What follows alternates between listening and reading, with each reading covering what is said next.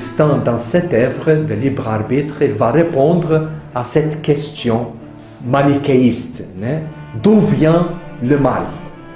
Donc, voyons ici, Augustin, il est très vaste, il est très vaste dans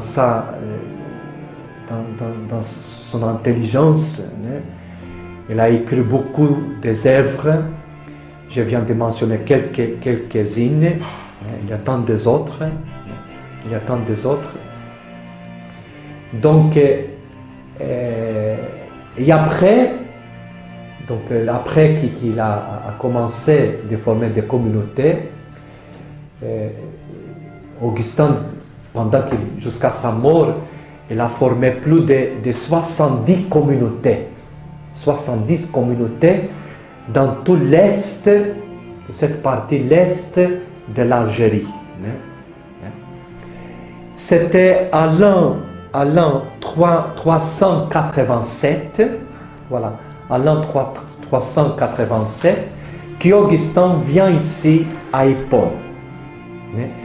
À Hippone, aujourd'hui à Annaba, il y a au temps de Saint-Augustin, cette ville s'appelait Hipporegius. C'était, au temps d'Augustin, cette ville, c'était le port plus important de tout l'Est de l'Algérie au temps de l'Empire romain. D'ici qui sortait tout qui est blé, de huile, pour l'Empire romain. Donc c'était à 387, Augustin vient dans cette ville, la ville romaine qui se trouve au-dessous de cette colline, dans les ruines romaines. Là, dans ces ruines, nous avons, il y a encore aujourd'hui le théâtre romain, après il y a le forum romain. Et ce forum, c'est le forum plus important qui existe dans le nord de l'Afrique, parce que c'est le plus grand forum. Et après, donc, nous avons le marché, encore il est là. Et après ce marché se trouve le quartier. Le quartier, c'est-à-dire, c'est un petit village chrétien. Et c'est dans ce quartier se trouve la basilique Pacis, la basilique de la paix. La basilique où Augustin administrait son épiscopat. C'était en l'an 391, Augustin arrive ici dans cette ville qui s'appelait Hipporegius, après Hippone, aujourd'hui Annaba. Et quand donc il arrive au quartier romain, quand l'évêque qui était déjà âgé, fatigué, il demande à l'assemblée, à la communauté, le besoin d'avoir un pour être prêtre. Et là, la communauté, l'assemblée, le peuple a commencé à crier « Augustin, Augustin ». Et Augustin lui-même dit dans les confessions, les livres qu'il a écrits, il a commencé à pleurer. À pleurer parce qu'il a senti une charge. Et aussi parce que lui voulait plutôt de vivre une vie simple, monastique, avec des autres. Et là, il est senti obligé d'accepter cet appel, donc il était ordonné prêtre. Et c'était à l'an 396, l'évêque qui était déjà très fatigué ordonne Augustin, qui était déjà prêtre, comme son successeur, c'est-à-dire l'évêque d'Hippone. Et là, Augustin a eu un grand ministère, un grand travail entre les différentes communautés chrétiennes qui existaient dans cette région est de la Numidie, spécialement pour l'unité entre les chrétiens. N'oublions pas quand Augustin il était ordonné évêque, 396, existait entre les chrétiens une grande division. Ici, je parle de donatistes qui étaient des chrétiens et les chrétiens catholiques. Et c'était grâce à Augustin, à l'an 411, il y a eu la grande union entre tous les chrétiens. Ils forment une seule communauté. Chose importante de savoir aussi, la Numidie, c'était le berceau de chrétienté pour toute l'Europe. C'est-à-dire ici, au temps d'Augustin, même avant, depuis déjà la fin du 1er siècle, du 2e siècle, les chrétiens étaient nombreux ici.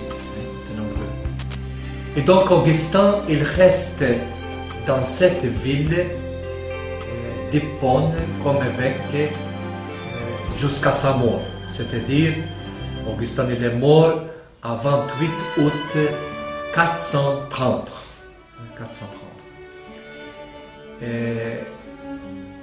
Et tout de suite, avec sa mort, la communauté le proclame comme saint. Au temps d'Augustin, ce n'était pas comme aujourd'hui. Pour proclamer quelqu'un saint, la communauté, en voyant cette personne digne de telle sainteté, l'appelle tout de suite comme saint. Donc, Augustin, déjà à 28 août 430, était connu et reconnu comme Saint Augustin. Saint Augustin. Venant aujourd'hui,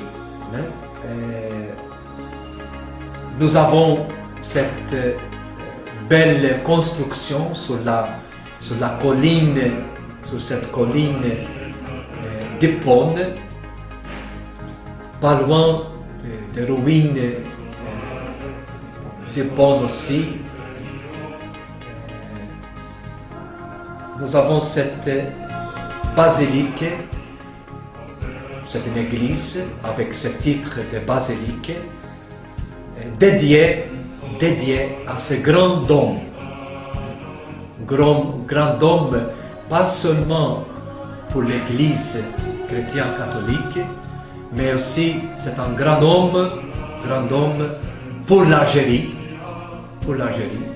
Et ça, c'était très reconnu par notre président de la République, M. Bouteflika, spécialement pendant les colloques qu'il a organisé lui-même, qu'il a organisé à Alger au début de 2000, c'était janvier 2002.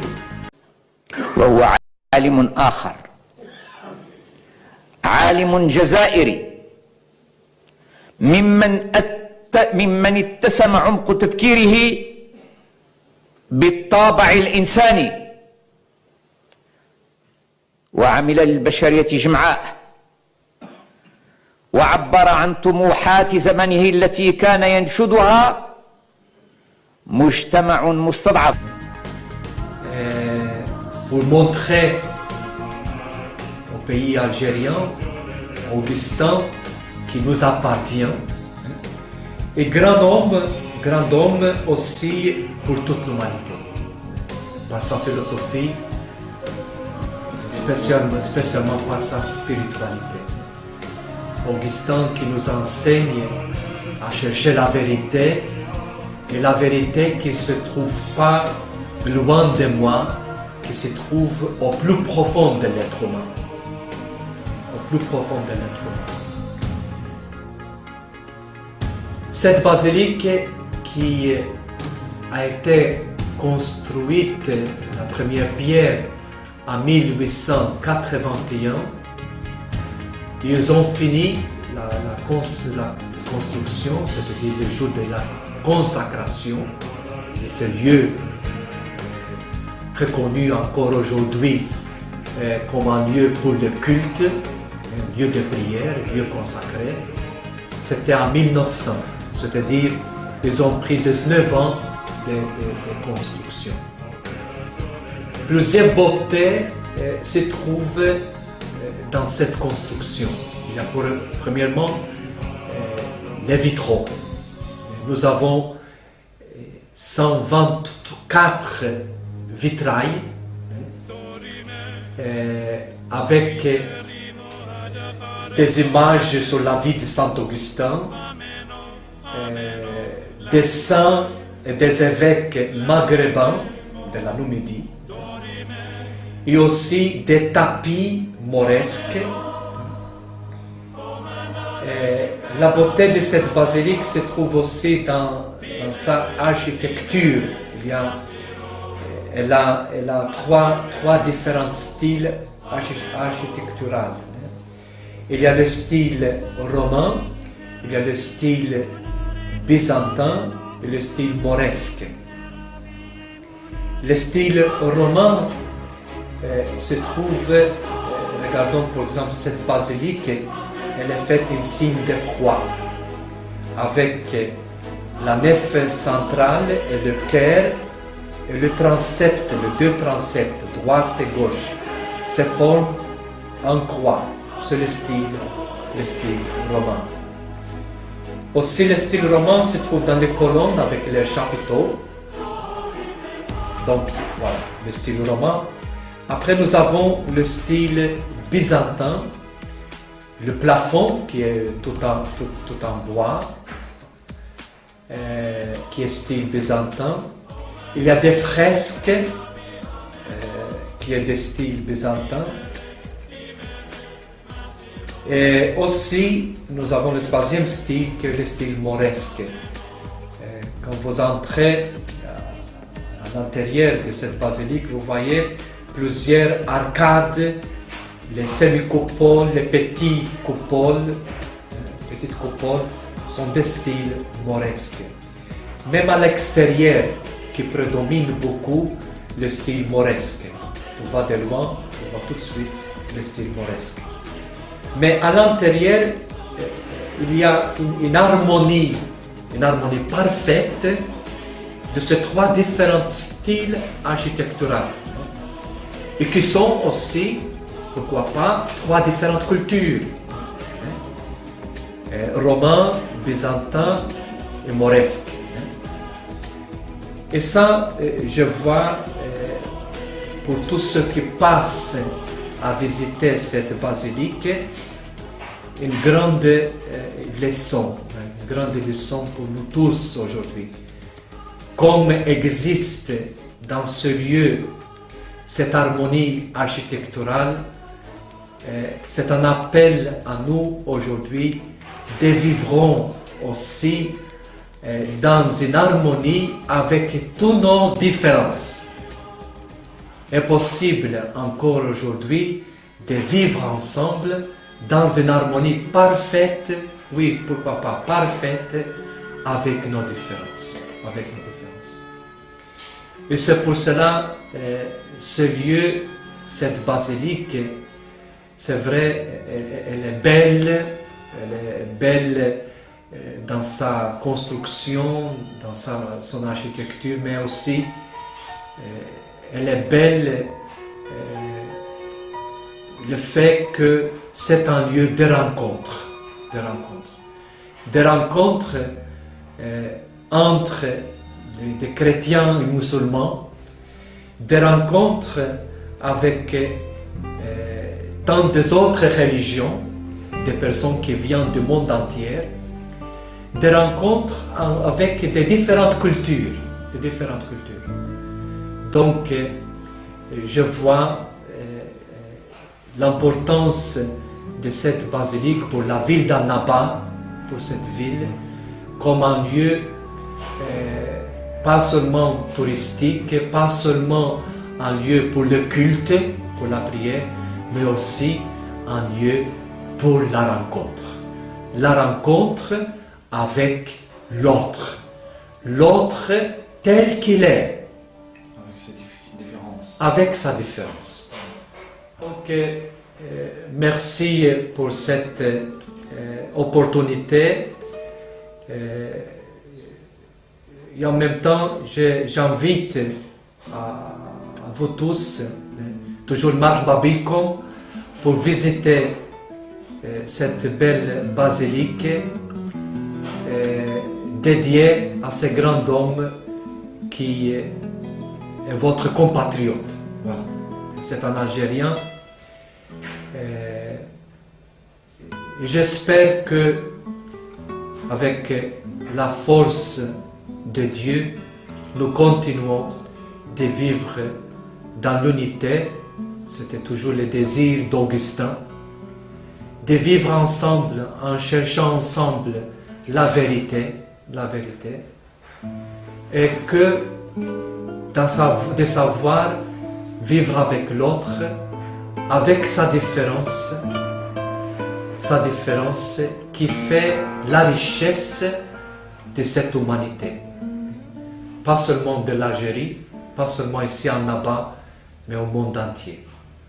Merci, shukran, à la prochaine.